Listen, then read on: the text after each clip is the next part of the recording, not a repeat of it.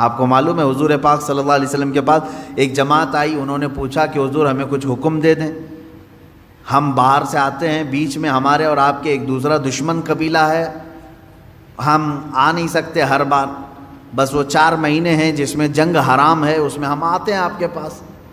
تو حضور نے ان کو حکم دیا 4 چیزوں کا، نماز کا، روزے کا، مال غنیمت کا، اور جہاد فی سبیل اللہ کا، اور ایک حدیث میں حج کا۔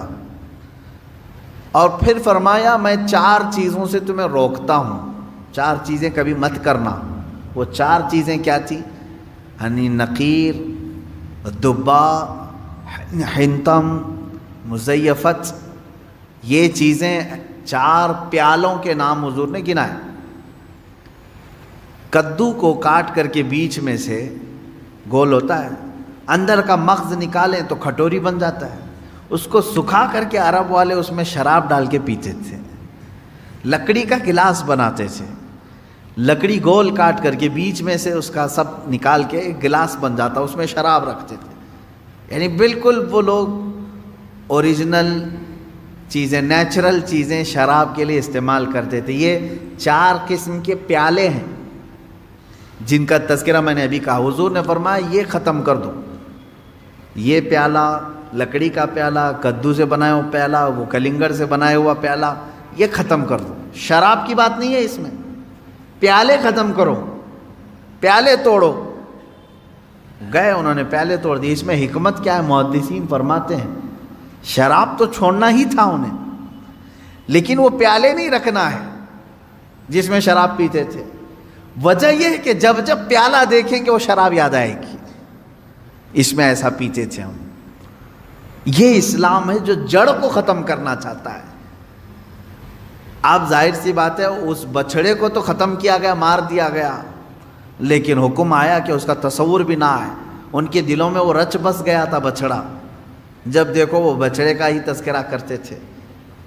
اب اس طرح کے جو گمراہیاں آج تک لوگوں کے دلوں میں ہیں انہیں ختم کریں۔ تو گمراہی کی یادیں نکالنا یہ بہت اہم کام ہے۔ مثال کے طور پر برسوں پہلے آپ کوئی غلط کام کر رہے تھے، اب چھوڑ کر کے توبہ کر کے آ چکے ہیں، تو اب یہاں سب سے بڑا کام یہ ہوتا ہے کہ اس کا دماغ میں خیال بھی نہ آئے، اس کے لیے ٹائم لگتا ہے۔ تو جب تک وہ پورا نہیں نکالو گے آپ ایمان کے کمال کے درجے کو نہیں پہنچو گے۔ پہلے کچھ لوگ کچھ عمل کرتے تھے جو ناجائز و حرام تھا گھروں میں، ہم نے تنبیہ کی، تلقین کی کہ یہ ناجائز ہے، حرام ہے، نہ کریں۔ چھوڑ تو دیا انہوں نے، لیکن جب جب وہ اوکیشن آتے ہیں تب تب پھر سے ان کی یاد آتی ہے۔ اب اس کی مثال آپ کو میں بتاؤں، شروع کی بات ہے کہ محرم کے زمانے میں پنجے اٹھا کر کے ناچنے کی عادت اکثر لوگوں کو تھی، بہت سارے لوگ۔ ایک طرح سے اس میں عبادت کا تصور نہیں تھا لوگوں کو، بس یہ کہ انٹرٹینمنٹ کرنا ہے، کیونکہ عبادت اس طرح سے روڈ اور گلیوں میں ناچ کر کے تو ہوتی نہیں۔ نہ وہ امام حسین کو راضی کرنے کا مسئلہ ہے، نہ رب تبارک و تعالیٰ کی بارگاہ میں کچھ پیش کرنے کا مسئلہ ہے۔ اگر اتنا ہی عبادت کا شوق ہوتا تو مسجدوں میں پنجے لے کر بیٹھ جاتے ہیں، قرآن پاک پڑھتے ہیں۔ سب کو معلوم ہے کہ سب سے افضل جگہ یہ ہے۔ وہ انٹرٹینمنٹ کرتے تھے۔ اب ہوا یہ کہ ہم نے کہا کہ یہ بے حرمتی ہو رہی ہے، مولا حسین کے نام پر بے حرمتی ہو رہی ہے۔ اصل بات پنجہ تو آج تک امام حسین کا ملا نہیں، پنجہ ملا نہیں۔ حضرت عباس علمبردار کے پنجے کٹے تھے یہ سنا ہے، روایات بھی، لیکن اس کی شبیہ، اس سے ملتی جلتی تصویر کچھ ملی نہیں۔ اب رہی بات تعزیہ کا مسئلہ، تعزیہ جو ہے اس کا مسئلہ مختلف بھی ہے، اتنا میں بتاؤں گا، کنفیوز نہیں ہونا۔ تعزیہ کو شرائط کے ساتھ اگر بٹھایا جائے تو جائز ہے، لیکن وہ شرائط پورے کرتے نہیں لوگ، اور ہم نے اگر اتنا ہی شوشہ کھول دیا تو بڑے بڑے دروازے لوگ کھول دیں گے۔ بات صرف اتنی تھی تعزیہ کی، امام حسین کا جو روضہ ہے اس روضے کی شکل کی کوئی چیز بنا کر کے آپ نے رکھ دیا، تو کسی بھی بزرگ کے روضے کی شکل بنا کر کے رکھنا مستحسن ہے، کوئی حرام کام نہیں ہے، ناجائز نہیں ہے۔ جیسے ہم گنبد خضرا بناتے ہیں، خانہ کعبہ بناتے ہیں، ہوتا ہے گنبد خضرا جہاں ہوگا ہم تعظیم کے ساتھ دیکھتے ہیں، لیکن اس کے ساتھ اگر ایسے معاملات ہوں کہ اس کو لے کر کے سڑکوں پہ ہم گھومیں گے، ناچیں گے اور پھر اس پر چڑھاوے کریں گے، پھر اس کے ساتھ اپنے اپنے عقیدے جوڑ لیں گے، تو یہاں سے شیطان پھر گمراہ کرنا شروع کرتا ہے۔ خیر یہ بات الگ ہے، تعزیہ کا مطلب۔ رہی بات پنجے کا، پنجے کی جو لاجک ہے وہ نہیں سمجھ میں آئی، مجھے کوئی سمجھا دے۔ میں نے اس سے قبل بھی بہت پہلے ہی کہا تھا، میں خود اٹھاؤں گا۔ پنجے کی کیا خصوصیت ہے؟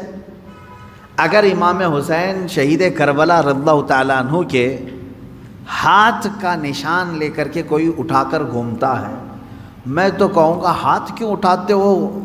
اس سے بہتر ہے کہ مولا حسین کا قدم اٹھا کر کے گھومیں، کیونکہ ہمارے لیے ان کے قدم تک پہنچنا بھی بہت دور کی بات ہے۔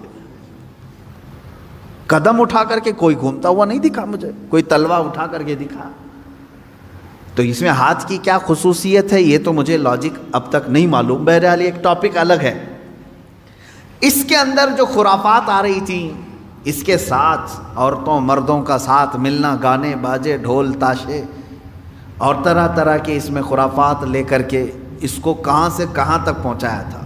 شروع کس لیے ہوا ہوگا معلوم نہیں، پہنچا کس کام کے لیے بہت دور چلا گیا۔ اب میں جو بات کہنے جا رہا تھا وہ یہ تھی کہ چند سالوں پہلے ہم نے دیکھا بہت خرافات ہو رہی ہے، ایک جگہ ہم نے کہا منع ہے، انہوں نے فوراً اس کو ختم کر دیا، نہیں کریں گے۔ ہاں میں نے کہا کہ ٹھیک ہے مولا حسین کے روزے کی شکل بناؤ، ہر گھر میں بنا کر کے رکھو، یاد کے لیے اچھا اپنے بچوں کو دکھاؤ کہ یہ مولا حسین کا روزہ ہے۔ ہم جیسے گنبد خضرا رکھتے ہیں اپنے گھروں میں، خانہ کعبہ رکھتے ہیں، امام حسین کا روزہ رکھنے میں کون سی دقت کی بات ہے؟ میں اتنا زیادہ مخالف نہیں ہوں اس چیزوں کا، رکھو آپ، پیتل کا بناتے بناؤ، تانبے کا بناتے بناؤ، سونے کا بناتے ہو بناؤ، اس میں حرج نہیں۔ ہم جس چیز کی مخالفت کرتے ہیں وہ خرافات و حرام کاریاں جس کو باہر سڑکوں پر کیا جاتا ہے، میں اس کا مخالف ہوں۔ خیر بات آئی بند ہو گئی، لیکن ہوتا کیا تھا معلوم ہے؟ چند دنوں کے بعد دوسرا محرم آیا تو گھر والے کہتے ہیں کہ حضرت وہ تو بند ہیں لیکن بچے ویسے ہی ناچ رہے ہیں، ہاتھ ایسے لمبے کر کے خود پنجا بن گئے ہیں اور ناچ رہے ہیں۔ تو میں اس چیز کو مثال میں اس لیے بتا رہا ہوں کہ بنی اسرائیل بچھڑے کی پوجا کرتے تھے، حکم آیا ان کے قتل کا، قتل بھی ہوئے، بچھڑا بھی مار دیا گیا، لیکن زمانے تک ان کے دلوں سے بچھڑے کی محبت گئی نہیں تھی۔ وہی ذکر آج کی آیت میں نے پڑھا ہے، اللہ فرماتا ہے ثم اتخذوا العجل من بعد ما جاءتهم البینات، پھر یہ بچھڑے کو ایسا لے کر کے بیٹھے رہے جبکہ ان کے سامنے کھلی ہوئی نشانیاں تھیں۔ وَأُشْرِبُوا فِي قُلُوبِهِمُ الْعِجْلَ، اللہ فرماتا ہے ان کے دلوں میں ایسا لگتا ہے بچڑا پلا دیا گیا ہے، پی گئے ہیں بچڑے کو، اتنی محبت تھی، جبکہ روشن آیتیں اور دلیلیں دیکھی۔ تو خلاصہ یہ ہے میرے عزیزو، کہنے کا مطلب کہ بعض چیزیں گمراہیاں ایسی ہیں جن کو چھوڑنے کے بعد بھی وہ کچوکے لگاتی رہتی ہیں، برے گناہ بھی ایسے ہیں جن کو چھوڑنے کے بعد وہ دوبارہ دماغ میں وسوسے ڈالتے رہتے ہیں۔ ان کاموں کو حتمی طور پر اپنے تصور میں بھی نہ آئے، اعوذ باللہ من شر الشیطان الرجیم کثرت سے پڑھیں، اعوذ باللہ من شر الشیطان الرجیم، من شر الشیطان الرجیم۔ اے اللہ میں پناہ مانگتا ہوں تیری مردود شیطان کی ان شرارتوں سے جو میرے دماغ میں ڈال رہا ہے۔ تو یہ اسی کی طرف سے ہوتی ہیں، وہ پرانے راستے پر لے جانا چاہتا ہے، گمراہی کی طرف لانا چاہتا ہے، وہ خرابیاں جن کو تم چھوڑ کر کے آئے ہو یاد دلاتا ہے ایک بار اور چلا جاؤ۔ اس کے لیے کثرت سے یہ پڑھا کریں، جب جب ایسا وسوسہ آئے کہیں اعوذ باللہ من شر الشیطان الرجیم۔ آج ہی صبح گناہ سے توبہ کیا، سوچا کہ نہیں کروں گا یہ گناہ، لیکن رات ہوتے ہی پھر خیال آیا ایک بار اور کر لو، میں بتا رہا ہوں فوراً اس وقت یہ پڑھو اعوذ باللہ من شر الشیطان الرجیم۔ اے اللہ میں تو چھوڑ چکا تھا شیطان مردود، پھر مجھے لا رہا ہے وسوسے، میں تیری پناہ مانگتا ہوں مردود شیطان کی شرارتوں سے۔